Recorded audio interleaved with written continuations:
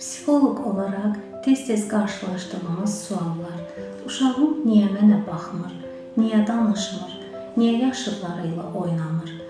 Bəzən bu əlamətlər autizm spektr pozuntusu ilə bağlı ola bilər. Autizm uşağın beyin inkişafında yaranan fərqlilikdir və özünü əsasən ünsiyyətdə, sosial davranışda və adaptasiyada göstərir. Autizmli uşaq göz kontaktı qurmaya bilər, çağıranda baxmaya bilər, sözləri gec deyə və ya ümumiyyətlə danışmaya bilər, təkrarlanan hərəkətlər göstərə bilər. Amma ən vacib məqam budur ki, erkən dəstək alan uşaqlarda inkişaf mümkün və realdır.